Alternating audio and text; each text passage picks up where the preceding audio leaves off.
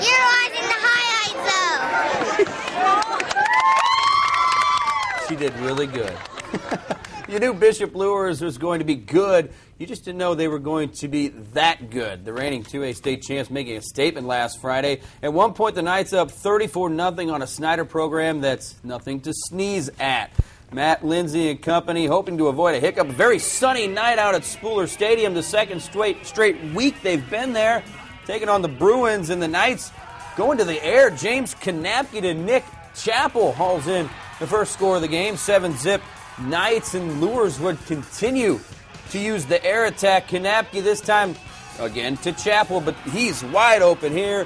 38 yards down the sidelines. Knights up 14-zip quickly. The Luers fans soaking it up, but how about the Luers defense? Just suffocating, forcing the Bruins 3 and out on the first 4 possessions, and they capitalize every time. Kanapke, the screen pass to Jalen Smith. This kid's going to be good. We know that. 21-zip Luers after the first quarter. Kanapke would end up hooking up with Eric Sorg, a 4th touchdown pass in the second quarter. Luers with the shutout, 41-zip the final. How about Mr. Chappell finding sanctuary in the end zone? Bishop Dwenger won their 29th straight SAC game last week. It's a conference record tonight. Looking to make it an even 30 against their ZOLLNER Stadium roommate, Concordia.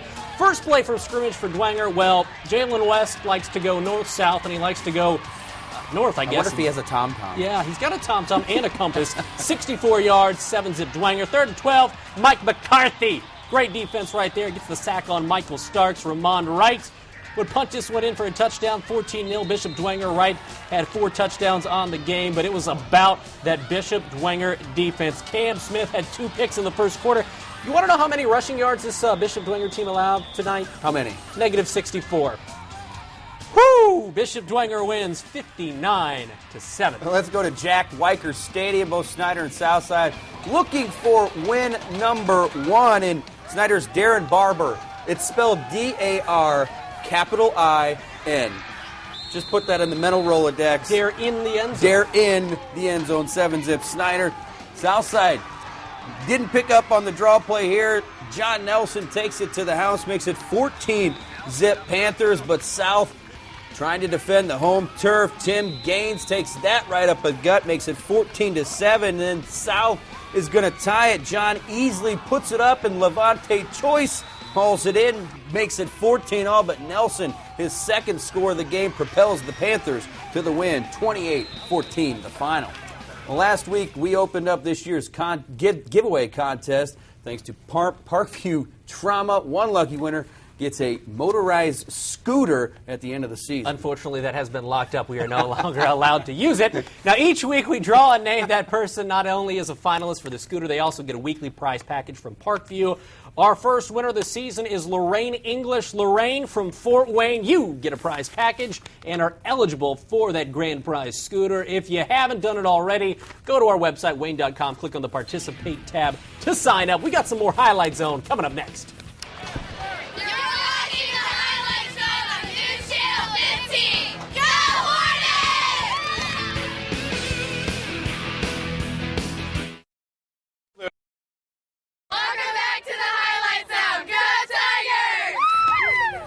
I like the body paint. Looks good. Well, there's always great stuff to pick from every week. But only one play gets the top honor. It's the Drive Alive Play of the Week. And for that, we got to go out to Chambers Field. Yeah, we're talking 4th overtime. How about this? Backup quarterback C.J. Jackson. He might have to start his job. He gets the touchdown, and that would be the game-winning score as Ryan Hall gets doused with the water. What a great start for Northside. They are 2-0 on the season, and that is your Drive Alive Play of the Week.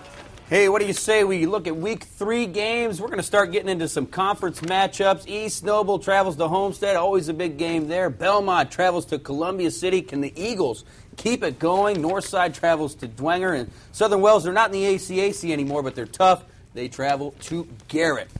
Well, let's go out to Parkview Field as the Tin Caps, needing a win and a loss by West Michigan to clinch a playoff spot. Actually, a Lansing loss would put them into the playoffs, but looks promising early. Bottom second, a man on for Ensign Rincon. Takes it to the deepest part of the park.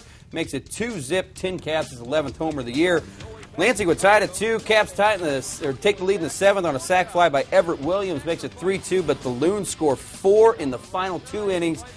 Great Lakes wins 6-3, but the good news, Lansing lost, so the magic number down to uno. All that magic number stuff. You need a calculator for all that good stuff. But what you don't need a calculator for is to tell you some surprising teams so far. Northside off to a 2-0 start. Great win tonight. Columbia City looking good against Whitco. 2-0 for the Eagles. We'll see you next week.